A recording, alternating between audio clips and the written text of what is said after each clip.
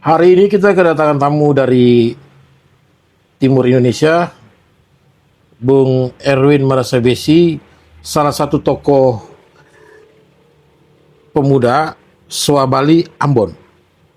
Beliau kami undang di sini untuk membicarakan perspektif beliau tentang keadaan yang terjadi antara pemuda, kondisi yang terjadi belakangan ini antar pemuda yang menyebabkan terjadinya satu kerusuhan kecil di suatu lokasi. Bagaimana Bung Erwin tentang? Apa kabar Bung Erwin?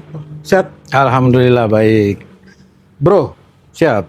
menurut lo gimana? Apa perspektif lo tentang kondisi Ambon hari ini? Pemuda-pemuda Ambon hari ini berhubungan dengan kondisi yang belakangan ini terjadi. Yang terjadi kemarin di Hunut. Apa pandangan Bro sebagai ketua pemuda di Kota Ambon menyikapi masalah itu? Oke, terima kasih.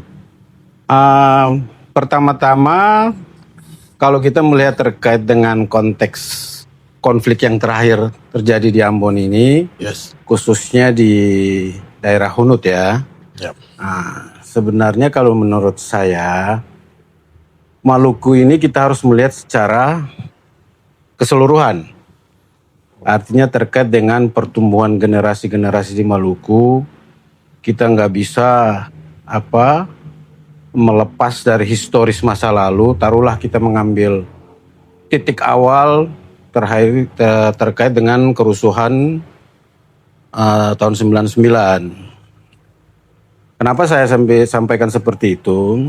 Karena pada dasarnya generasi-generasi sekarang ini dia terbangun mentalnya dan psikologisnya itu berkembang secara alamiah dari masa transisi itu.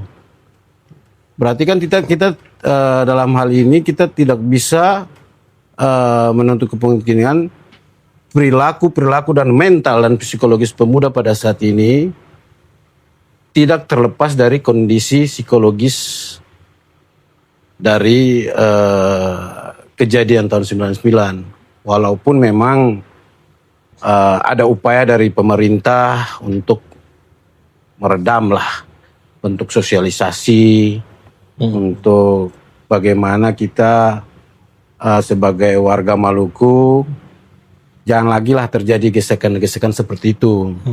Walaupun notabene tetap masih ada kerikil-kerikil yang muncul setiap perkembangan waktu. Kembali kalau kita melihat konteks kejadian Hunut kemarin, sebenarnya kalau menurut hemat saya itu kan cuman masalah gesekan antar pelajar ya. Pertawuran pelajar sekolah gitu. Cuman yang jadi pertanyaan, kenapa sampai bisa membias sebegitu besar pengaruhnya? Hunut ini masuk dalam Kota Ambon atau Hunut masuk dalam Kota Ambon. Oke, Kota Ambon. Tetapi dia di dalam Kota Ambon, atau agak sedikit bergeser ke pinggiran? Dia secara teritorial dia masuk dalam Kota Ambon. Kota Ambon. Nah, kecamatan kalau nggak salah. Tapi letaknya Kecamatan Baguala. Letaknya di tengah kota atau enggak? Dia di luar kota. Oh, di luar kota. Luar kota. Baik. Oke. Titik kejadiannya kan di situ. Artinya tadinya yang konteks tawuran antar pelajar, tapi faktanya menyebabkan ada korban jiwa dari salah satu anak sekolah yang notabene itu kan dari kampung Hitu. Oke. Nah, cuman yang jadi persoalan ini kok bisa terjadi dampaknya, kenapa sampai bisa ada luapan emosional yang menurut saya yaitu wajar lah. Mungkin luapan apresiasi yang secara emosional yang berlebihan sehingga berdampak ke kerugian material. Nah, hal ini kalau menurut saya bisa saja diredam apabila harusnya dari taruhlah instrumen negara dalam hal ini aparat kepolisian harusnya bisa memanajemen lah, Oke. manajemen memitigasi. Karena secara notabene kan Maluku ini kalau menurut saya ya, daerah yang dikategorikan sebenarnya rawan konflik juga. Artinya dengan adanya taruhlah skema relokasi yang pernah berjalan sampai sekarang, yang tujuannya memang untuk meredam ini konflik 99, tapi kalau menurut saya semacam menimbulkan suatu pembelahan komunal, segregasi. Oke, segregasi. Artinya apabila ini dibiarkan juga kan sebenarnya kalau menurut saya nggak menyelesaikan masalah secara keseluruhan ya. Baik. Karena di Maluku sendiri kan ada itu istilahnya pelagandong yang hubungan kekerabatan antar beberapa satu desa dengan desa yang lain. Baik. Itu sudah terbangun dari dulu sebenarnya. Itu dari komunitas Muslim maupun Kristen itu dianggap saling bersaudara. Nah, tapi dengan adanya kondisi yang saya melihat terjadi pasca kerusuhan, terus terjadi pembelahan komunal, artinya relokasi wilayah yang satu dengan wilayah yang lain, otomatis kan dia bersifatnya pemisahan lah. Menurut saya ini bukan hal yang positif, ini mungkin ada. Baik. Tapi secara negatif menurut saya dia merupakan semacam bom waktu lah ke depan. Baik. Pertanyaan saya, apakah karakter itu terjadi setelah adanya pasca karakter dan segregasi itu segregasi sehingga menimbulkan karakter itu ada pasca tahun 1999 pada saat kerusuhan, atau memang pertama ada karakter yang sudah inherent, sudah dari dulu bawaan orang Maluku itu keras, atau memang ada perbedaan bahwa hubungan relasi antara warga masyarakat pemuda-pemuda yang ada di tengah kota Ambon dengan Ambon pinggiran itu memang dari dulu sudah ada lebih keras yang dari pinggiran, atau ada hubungan relasi dalam kota Ambon itu lebih familiar, lebih friendly gitu loh. Artinya ada perbedaan atau memang sudah dari dulu seperti itu? Anda sebagai tokoh pemuda Maluku, tokoh pemuda Soa Bali yang ada dalam kota Ambon, melihat itu benar atau tidak? Kalau menurut saya sih nggak juga seperti itu. Artinya komunitas pemuda khususnya dalam kota Ambon sebenarnya sudah jauh lah ada segregasi antara dikotomi antara hal-hal yang bersifat subjektif itu sebenarnya sudah nggak ada. Artinya itu sudah sudah tidak ada sekarang, atau memang sudah dari lama memang di kota Ambon itu lebih familiar, lebih friendly, Oh iya, lebih hubungan relasinya lebih Iya. enak, atau bagaimana? Lebih dari dulu kan? Iya, dari dulu seperti itu. Walaupun memang karakter orang Ambon, orang di luar sendiri pasti tahu lah keras gitu. Keras, Tapi, ya. tapi sebenarnya dalam hubungan kekerabatan semuanya biasa-biasa saja. Nah, namun setelah pasca 99 dengan adanya relokasi, menurut saya itu pasti berdampak. Karena biar bagaimanapun kita sudah pada tanda kutip pada sekat masing-masing lah. Lain halnya sebelum 99 ya, kita kan masih berbaur tuh. Dari yang satu dengan yang lain masih saling berbaur, kohesivitas sosial masih, pelagandung itu masih betul-betul dibanggakan. Baik. Nah, tapi kalau menurut saya dengan ada beberapa kejadian, taruhlah sebelum pilkada kemarin ya, itu kan ada beberapa percikan kejadian di daerah pasca pilkada ya, pasca November 2024. ya, itu kan ada kejadian 28 November ya. Ya, ada beberapa titik itu kan sempat terjadi tuh. Nah, terus setelah itu sebelum pilkada ya kita ngomongnya. Nah, setelah pilkada pun demikian. Di beberapa kampung sampai di Pulau Seram. Konflik itu terciptakan. Kalau itu saya nggak bisa menilai ya. Oh, Persoalan diciptakan atau settingan, tercipta wallahu ya. alam. Ya. Tapi yang jadi concern saya di sini idealnya itu Hmm. pemerintah dalam hal ini institusi yang memang punya kewenangan di penanganan hal ini harusnya mempunyai satu konsep mitigasi. Mitigasi pra bencana lah kalau menurut saya. Artinya apa langkah-langkah yang bisa diambil untuk mengantisipasi. Jangan sampai kejadian ini terulang lagi gitu. Minimal ya satu, taruhlah konsep Kamtibmas. Baik. Itu dari kepolisian. Patroli itu kan fungsinya kalau menurut saya semacam pengelolaan pemeliharaan rutin lah. Mau berkala maupun rutin, tapi minimal kan ada monitor terhadap titik-titik yang memang dianggap berpotensi bisa menciptakan konflik. Artinya kalau itu dia berjalan, otomatis kan secara periodik hal-hal yang bisa menimbulkan potensi konflik ini bisa diredam. Bolehlah kita, oke lah, ada semacam sosialisasi, penerangan dari pemerintah untuk himbauan kepada masyarakat gitu. Yang jadi persoalan, apakah itu berdampak nggak gitu loh?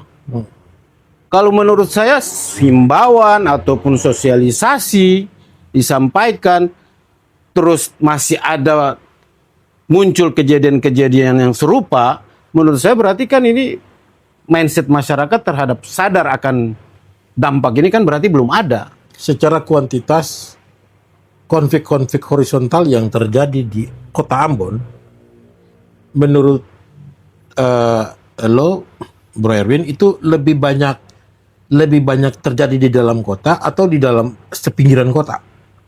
Secara kuantitas selama ya taruhlah 5-10 tahun ke belakang. Kalau menurut saya merata. Berarti dalam kota juga banyak? Iya. Konfliknya konflik horizontal? Iya. Jadi yang tadi saya sampaikan tuh, sebelum pilkada, itu kan ada beberapa titik dalam kota memang terjadi. Nah itu dalam kota juga terjadi. Terakhir ini yang daerah Hunut ini juga dalam kota. Ya artinya dalam kota tapi dia lebih agak pinggiran gitu ya. Oke. Tapi secara Maksud saya tuh dalam kota tuh ya Kota Ambonnya, dalam Kota Ambon. Kota Ambon ada, tapi dalam Kota Ambonnya kalau paling terakhir itu yang seingat saya kapan ya? Kalau nggak salah ada saya lupa dah. Nanti kita coba searching lagi beritanya. Titik kejadiannya itu kalau nggak salah di daerah Tugu Trikora yang katanya penyebabnya cuma masalah trek-trekan motor lah. Trek-trekan motor ya. Tapi kan bisa berimbas tuh sampai bakar-bakar kalau nggak salah. Pokoknya sekitaran wilayah Tugu Trikora sama dekat Gereja Silo ini. Itu kan satu malam itu terjadi, dari malam kalau nggak salah tuh malam minggu. Itu sempat ada terjadi di situ juga sampai ada konsentrasi massa dari itu ada pemuda dari Benteng, dari Mangga 2, sempat dengan kita juga waktu itu dari Soa Bali, sempat bareng, nontonnya tuh bareng di posisi jembatan Pompule. Sempat nontonnya bareng, ya kita mikirnya nggak ada lah urusan kayak gitu. Cuman perlahan mulai tuh ada semacam perasaan-perasaan curiga, akhirnya kita pun sama-sama menarik diri. Artinya apa? Saya menyimpulkan berarti bekas-bekas, sisa-sisa dari konflik yang lalu berarti kan masih membekas. Artinya muncul kurang adanya rasa kepercayaan sesama pemuda dalam Kota Ambon juga. Jika terjadi ada konflik gitu. Gesekan. Oke. Baik. Harapan Bro kira-kira gimana? Kedepannya seperti apa yang dalam membina hubungan relasi dengan saudara-saudara kita yang lain, ya? Itu bagaimana supaya bisa tercipta kondusivitas di Kota Ambon khususnya dan Maluku pada umumnya? Karena kita berharap bahwa di Ambon atau di Maluku itu tuh tidak terjadi lagi konflik-konflik horizontal yang nantinya membuat nama Maluku itu jadi malu aku jadinya gitu. Kalau kita plesetin malu aku karena watak dan karakter kita masih begitu-begitu saja, masih keras saja gitu. Jadi malu aku kalau saya plesetin. Mudah-mudahan sih kita nggak malu karena mudah-mudahan kita bisa merubah itu. Tapi menurut Bro sendiri punya pandangan apa tentang hal itu supaya ke depan tuh tidak terjadi kerusuhan, kemudian kerusuhan bisa cepat diantisipasi oleh pemerintah maupun masyarakat. Itu pendapat Bro seperti apa kira-kira? Oke, sebenarnya kalau antisipasi terhadap untuk membangun satu kohesivitas sosial ya, saya pikir pemerintah pasti punya langkah-langkah lah. Pemerintah provinsi maupun pemerintah kota, saya pikir pasti punya langkah-langkah untuk bagaimana ini menyatukan warga Maluku secara keseluruhan, khususnya di kota Ambon. Pasti ada langkah-langkah program pemberdayaan yang bisa melibatkan pemuda, entah itu programnya seperti apa yang bersifatnya positif. Ya kan, saya pun selaku di pemuda Soho Bali pun kadang kami melakukan satu kegiatan-kegiatan di Soho Bali yang melibatkan memang pemuda-pemuda dari komunitas lain selain dari Soho Bali. Saya kasih contoh kemarin event Piala Dunia, ya kan? Piala Dunia itu kan kita sempat bikin nonton bareng di situ. Dan itu bukan cuman untuk khusus warga Soho Bali, enggak. Warga lain juga? Lain juga, dari warga yang dari Nusa Niwe, Mangga Dua, turun nonton, kita kasih kebebasan. Jadi cair ya jadi. Iya, jadi akhirnya kan pure tuh, kita kebersamaan terbangun di situ. Terakhir, apa harapan Bro Erwin sendiri pemerintah bisa mengantisipasi hal-hal itu ke depan supaya tidak terjadi lagi? Oke, saya kemudian hari gitu. Pada prinsipnya membangun kesadaran masyarakat khususnya ya. Saya secara pribadi, kita membangun sosialisasi silaturahmi kepada siapapun dengan baik. Cuman kalau berkaca dari kondisi Maluku saat ini, saya sih lebih menyarankan kepada pemerintah dan stakeholder, khususnya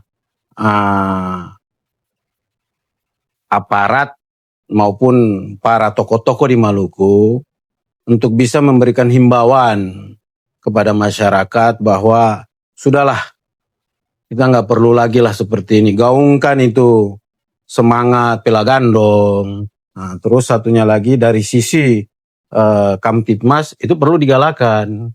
Baik, artinya aparat kepolisian maupun tentara, hidupkan itu Kamtibmas. Jangan cuman kalau bisa di malam hari, secara lakukan secara rutin maupun berkala lah. Pantau itu titik-titik yang mana menjadi rawan potensi lah gitu.